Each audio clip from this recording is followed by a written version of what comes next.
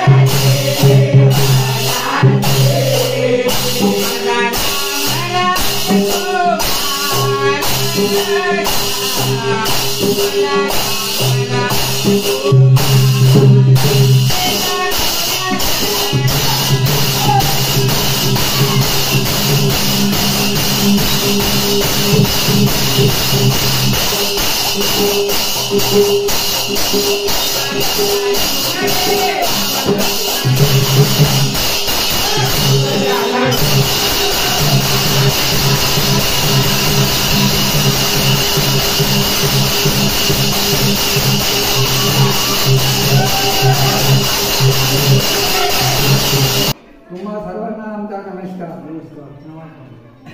आजचा दिवस म्हणजे हे भजन समाप्तीचा दिवस आहे।